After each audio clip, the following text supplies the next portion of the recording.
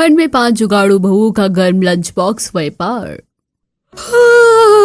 वाह भाभी, आप लोगों ने कितनी स्वादिष्ट दाल बनाई है। खाते ही मुंह में निवाला ही घुल गया। और कितनी अच्छी लग रही है ये गर्मा गर्म रोटी के साथ। सही कहा बेटा तूने। कहने को बस ये दाल है, लेकिन इतनी स्वादिष्ट ज्यादा लग रही है ना ये दाल गरम रोटी के साथ कि बस खाकर मजा ही आ गया। वैसे सर्दी में खाना खाओ तो गर्मा गर्म खाओ।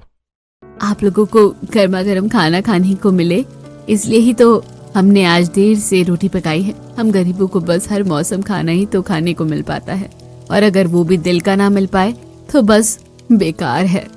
कितने समझदार है मेरी बहुएं, सभी के बारे में कितना ज्यादा सोचती है। देखा जी आपने, खाना सभी को अच्छा लगे इसलिए बेचारी रात को गर्मा गर्म रोटी बनाने में लगी है। ऐसे ही तो माँ नहीं ले आई थी आप हमारे लिए इनको बहुएं बनाकर। आखिर आपकी बहुएं हैं, आपके वाले गुड़ तो होंगे ही ना। सभी ऐसे ही खाना खाते हुए बातें करने लगे। सभी अभी ऐसे ही बातें कर ही रहे थे कि तभी महेश अपनी बहुओं से बोला, अरे बहुओं, खेत का क्या हाल है? तुम लोग उसका ख्याल रख तो रही हो ना। अब मैं और मेरे बेटे तो सुबह के सुबह ही दुकान पर चले जाते हैं, तो खेत का ख्याल नहीं रख पाते हैं। हाँ बाबा, खेत का ख्याल तो हम लोग रख रहे हैं, लेकिन बस सर्दी बहुत ही ज्यादा है ना, तो खेत के हाल कुछ खास अच्छे नहीं है। हाँ, ज्यादा सर्दी में तो कितना ही ख्याल रख लो, फसल थोड़ी बहुत तो खराब हो ही जाती है। अरे भाई, जल्दी जल्दी से खाना खाकर निपटो, फिर बिस्तर लगा देना। बहुत ही सर्दी लग रही है।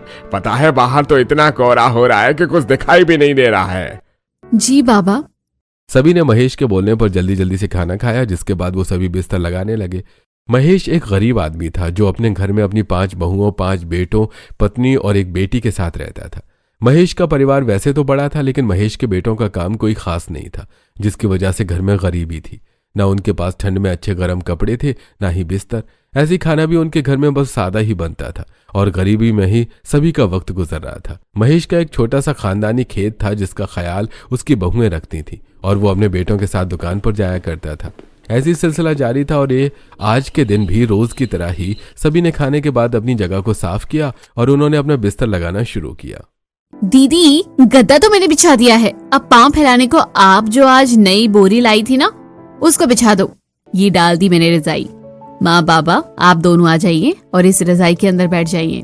क्या खाक रजाई में बैठ जाओ, कितनी तो सर्दी हो रही है। ऐसी सर्दी में ये रजाई भी कोई रजाई है?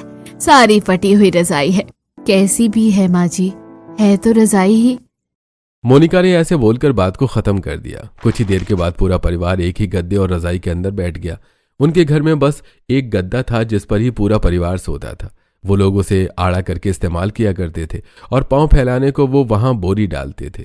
ऐसे ही आज के दिन भी सभी लेटे हुए थे, जिसमें किनारे पर लेटने वाला साइड से खुला हुआ था। माँ, ये गद्दा है या कोई ऊबड़ खाबड़ जमीन? देखो तो जरा, इस पर लेटने के बाद तो आराम मिलने की बजाय उल्टा कमर दर्द करने लग गया है। मैं तो कल से माँ फर्श में ही सो जाऊंगी। मैं समझती हूँ कि तेरी कमर दर्द करने लग जाती होगी, लेकिन ये गद्दा बहुत ही पुराना हो गया है। इसकी रुई भी टूट गई है, जिसकी वजह से इसमें गोले बन गए हैं। लेकिन बेटा, जमीन पर सोने से लाख गुना अच्छा ये गद्दा है। पता भी है जमीन इस वक्त बर्फ से भी कम नहीं है। वो तो शुक्र है तेरी जुगाड़ू भाभीियों का कि इनका दिमाग तेज है और इन्होंने इस गद्दे को सभी के इस्तेमाल करने लायक बनाया हुआ है। वरना अगर ये ऐसा ना करती तो हम गरीबों की तो रात भी हराम हो जाती। चल अब सो जा। देख अपनी भाभीियों को तो देख, वो तो बेचारी साइड में बिना गद्दे और रजाई के ही सो रही है। निर्मला ने रानी और दूसरी तरफ सोई हुई अपनी बहू तारा की तरफ इशारा किया, जो सर्दी में परिवार की खातिर बोरी को बिछाकर उस गद्दे की तरह इस्तेमाल करती थी और एक साड़ी से खुद को ढकती थी। हालांकि ये सर्दी के हिसाब से बहुत ही कम था और इतने में सर्दी का रुकना नामुमकिन था, लेकिन परिवार की खातिर वो एडजस्ट कर रही थी। ऐसी गरीबी में उनका गुजारा हो रहा था। हर एक दिन ऐसे ही गुजर रहा था, और आज के दिन रानी बहू, अरे ओ रानी बहू। माँ जी, रानी भाभी तो बाहर है, नदी पर कपड़े धोने गई हुई हैं। क्या कहा? ऐसी कड़ाके की सर्दी में वो नदी पर कपड़े धोने गई हुई है? हाँ, सही कहा माँ जी आपने। सर्दी तो बहुत ज्यादा हो रही है, लेकिन इस सर्दी की वजह से हम लोग अपने काम को तो नहीं रोक सकते ना। सर्दी हो या गर्मी हो, जो काम जब होना होता है वो तो होकर ही रहता है। सही कहा। ये तो क्या लेकर जा रही है? और बाकी की बहुएं कहाँ है? सिया भाभी और मोनिका भाभी खेत पर है, बोल रही थी कि निराई करनी है खेत की। और मोना भाभी अंदर सभी के लिए चाय बना रही है। मैं ये खाद लेकर जा रही थी सिया और मोनिका भाभी को देने, जो उन्होंने एक हफ्ते पहले सब्जी के छिलके सड़ाकर बनाई हैं। सर्दी से तो मेरा दिमाग और मेरी हालत दोनों ही खराब हो रहे हैं। तुम लोग पता नहीं कैसे ही कामों को कर रही हो। खैर भगवान तुम्हें हिम्मत दे काम करने की। बहू तू मुझे तो जैसी भी है वो रजाई ही दे दे। निर्मला को सर्दी में रजाई देने के बाद तारा बाहर आ गई। उनके घर के बाहर ही नदी बहती थी और खेत भी घर से सटा हुआ ही था, लेकिन कोहरा सर्दी में इतना ज्यादा था कि वहां कुछ दिखाई नहीं दे रहा था। हाँ, कितना कोहरा है, कुछ भी दिख नहीं रहा। ऊपर से कितनी गीली गीली सी सर्दी है, झेली भी नहीं जा रही। भाभी, ओ सिया, ओ मोनिका भाभी कहाँ हो? हाँ तारा, ले आई हमारी जुगाड़ू खाद? ले आई हूँ। अब जल्दी से इसको खेत के अंदर डालो और यहाँ से निकल आओ। कितनी सर्दी लग रही है, ऊपर से पौधे बिल्कुल गीले लग रहे हैं। तुम यहाँ से चली जाओ, इतनी सर्दी हो रही है तो तबीयत खराब हो जाएगी। हम तो काफी देर से खेत में ही है ना, तो इसलिए हमको कम सर्दी लग रही है। अब हम जल्दी से खाद को डाल के आते हैं, उसके बाद कुछ और करेंगे। सही कहा, मैं तो जा रही हूँ। तारा से सर्दी बर्दाश्त नहीं हो रही थी, वहीं उसकी जिठानियां हिम्मत से घर के काम में लगी हुई थी।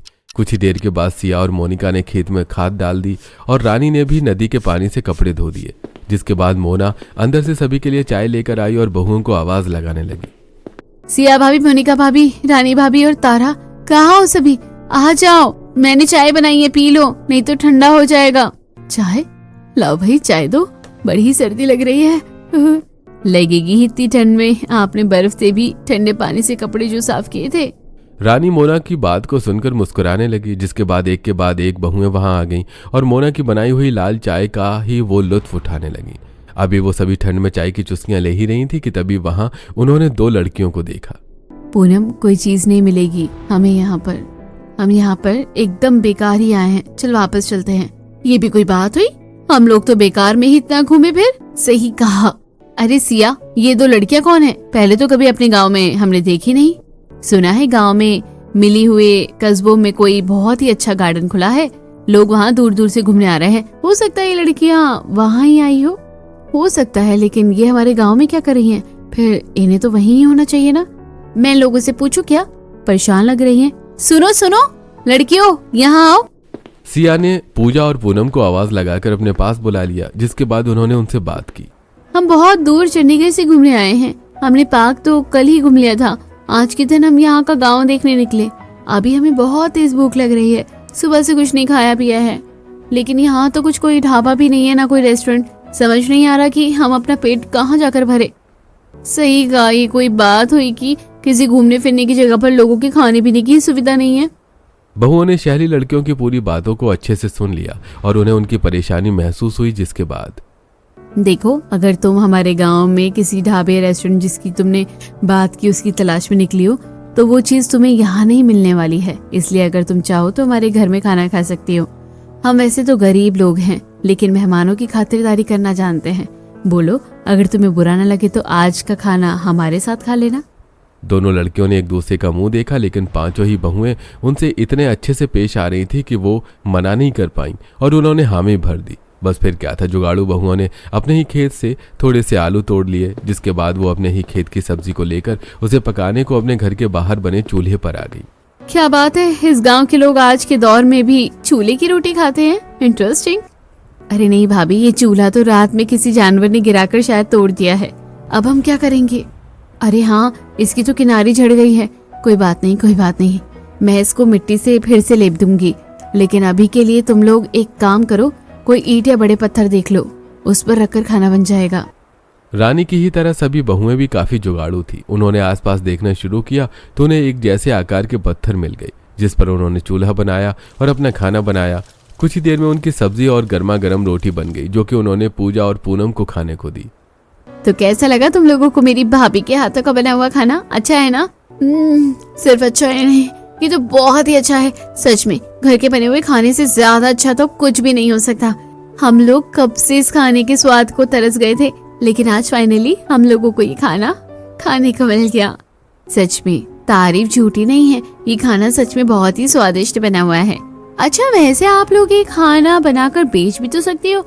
आपके पास के ही कस्बे में कितने टूरिस्ट आते हैं, वो भी सभी लोग खाना खाने को कितने परेशान रहते हैं, जैसे कि हम हुए। अगर आप यहाँ या वहाँ खाना बेचने लग जाओ, अपने टिफिन बनाकर या ढाबा खोलकर, तो आपकी अच्छी कमाई हो जाएगी। पूजा और पूनम की बात पर बस बहुओं ने अपनी छोटी सी मुस्कान दिखा दी, क्योंकि उन सभी को लगता था कि यह सब करना बहुत ही ज्यादा मुश्किल है। लेकिन फिर भी उनके मन में एक उम्मीद की किरण सी जागी। शाम को जब उनके पति और ससुर काम पर से आए तो बहुओं ने अपनी बात को उनके सामने रखा। आज की ठंड ने तो कल का भी रिकॉर्ड तोड़ डाला। पता है, बाहर ऐसी शीतलहर चल रही है कि अगर कोई अभी बाहर निकल जाए ना, तो अभी के अभी उसकी कुल्फी जम जाएगी। वो तो है, वैसे सर्दी ज्यादा होने की वजह से ही मैंने जड़ी बूटी का काढ़ा बनाया हुआ है। खाना खाने के बाद सभी थोड़ा थोड़ा ले लेना, इससे आप सभी की हड्डियों में ताकत रहेगी और सर्दी में जगह जगह होने वाले दर्द भी आपको सताएंगे नहीं। वाह भाभी, आपका भी जवाब नहीं है। हर चीज की तैयारी आप पहले से ही करती हो और ये आपकी सबसे ज्यादा अच्छी बात है। ऋतिक की बात को सुनकर रानी मुस्कुरा दी, लेकिन पांचों ही बहुओं के चेहरे पर एक बात दिखाई दे रही थी जिसे वो बोल नहीं पा रही थी। क्या बात है, कुछ कहना है क्या? अगर कुछ बोलना है तो बोल दीजिए, घबराने की जरूरत नहीं है। हाँ जी, वो सुना है पास ही एक गार्डन खुला है और वहाँ पर खाना वाना नहीं मिल पाता है। क्यों ना हम उन घूमने आने वाले लोगों को खाना बनाकर खिलाएं? सिया, ये तुम कैसी बात कर रही हो? किसने डाली है ये बात तुम्हारे दिमाग में? खाना बनाकर बेचना कोई भी आसान बात नहीं है और ना ही मुंह का निवाला है। पता है उसके लिए पहले से कितने पैसे चाहिए? किसी की बातों में नहीं आओ। हाँ, लोगों का तो काम ही होता है बोलना। ध्रुव की बात को सुनकर बहुएं निराश हो गईं और जो एक दिन बदल जाने की आशा उनके मन में जागी थी वो भी बुझ गई। उन लोगों ने इस बारे में सोचना ही खत्म कर दिया था। ऐसे दिन गुजरने लगे और अब बहुओं को यह बात किए हुए एक हफ्ता गुजर चुका था। वो नॉर्मली अपनी जिंदगी जी रही थी कि आज के दिन रागिनी की एक सहेली उसके पास आई। अरे मेघा, तू रागिनी कैसी है तू? स्कूल के बाद तो तू ईद का चांदी हो गई थी, कभी मिलती भी नहीं है। तो तू कौन सा पूर्णिमा का चांद थी? तू भी तो आज मुझे दिखाई दी है यार। हाँ, बस अपने अपने कामों में अब इतने बिजी हैं कि किसी से मिलने का वक्त ही नहीं है। खैर तू ये सब छोड़ और ये बता, मेरे साथ घूमने चल रही है? मैं आज तेरे साथ पास के शहर में बना हुआ गार्डन देखने आई हूँ। चल चल जल्दी से चल, मना नहीं करना। मेघा मानी नहीं और रागिनी को सर्दी में गांव से बाहर शहर का गार्डन दिखाने ले आई। रागिनी को सर्दी लग रही थी, इसलिए उसके लिए एक जैकेट भी रखी हुई थी। मेघा ने उसको जैकेट दिया और दोनों सहेलियां घूमने लगी। ये तो सच में बहुत ही अच्छा गार्डन है, कितने सारे फूल हैं यहाँ। और ये देख मेघा, हाँ ये तो अच्छा तो है, लेकिन बस एक कमी है, यहाँ कुछ भी खाने को नहीं मिल रहा। मोमोज और फास्ट फूड हैं, ये सब मैं अभी खा नहीं रही हूँ क्योंकि मोटी हो गई हूँ ना। पागल है तू? अगर ऐसी बात थी तो तू मुझे घर पर बता देती, मैं भाभी के हाथ का खाना पैक करवा कर ले आती। यहाँ पर कोई ढाबा या दुकान नहीं मिलेगी। बुरे फंसे, मैं तो आज भूखी ही घर जाऊंगी लगता है। रागिनी ने मेघा की बात को सुनकर जब आसपास नजर दौड़ाई तो वहां मेघा की ही तरह बहुत सारे लोग थे जो कि वहां उस गार्डन में खाना ना मिलने से काफी ज्यादा परेशान थे। रागिनी ने यह सब अपनी आंखों से भर लिया और जब शाम को वो घर आई तो उसने अपने भाइयों को और बाप के सामने पूरी बात अपने घर वालों को बताई। पता है भाभी, वो लड़कियां आपसे गलत नहीं बोल रही थी। उस जगह पर सच में खाना ना मिलने की वजह से बहुत ही ज्यादा परेशानी है। भाभी, अगर आप लोग उस जगह पर सादा सा भी खाना बेचने लग जाओ ना, तो बहुत ही ज्यादा आपको फायदा हो सकता है।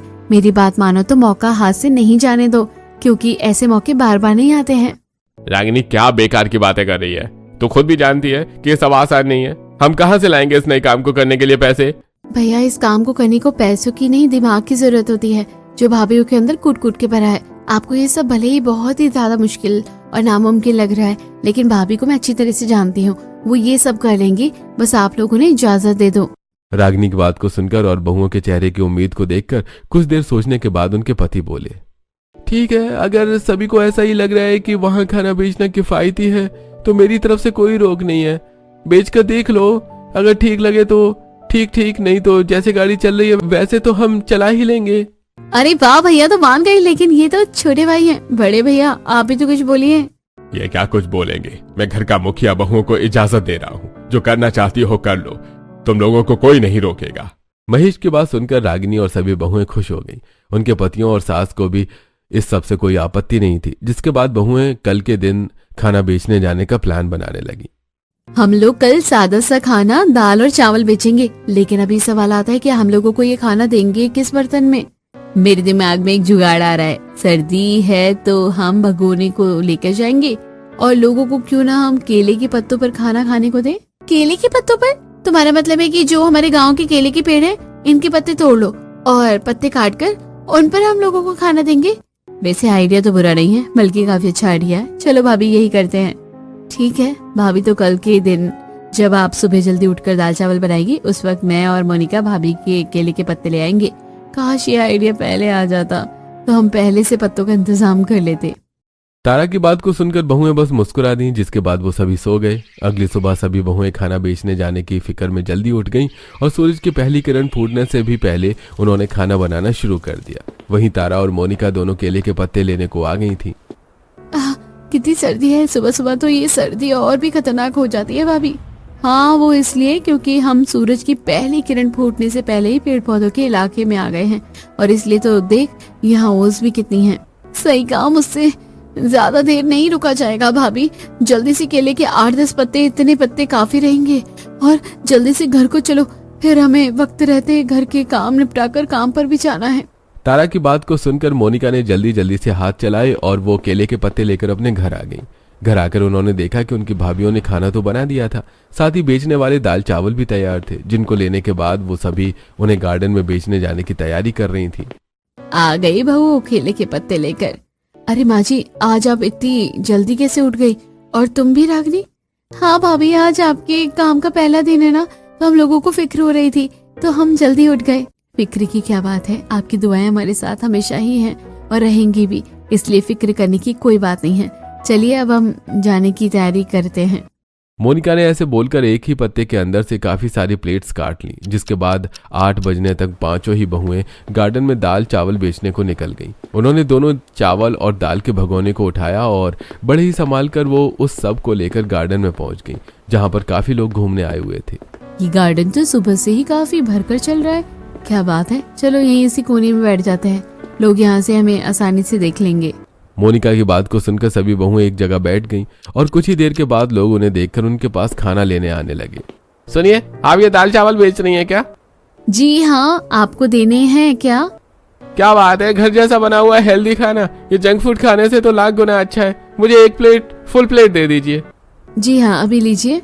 सिया ने ऐसे बोलकर पवन को एक फुल प्लेट दाल चावल लगा दिए। दाल चावल खाने वाला पवन पहला ग्राहक था जिसको दाल चावल एकदम गर्मा गर्म मिले और उसने उन्हें बड़े ही मजे लेकर खाया। अरे वाह, क्या गरम गरम एकदम मस्त दाल चावल है। ऐसी ठंड में अगर गरम गरम खाना खाने को मिल जाए ना तो मजा आ जाता है। बहना, कितने रुपए हुए?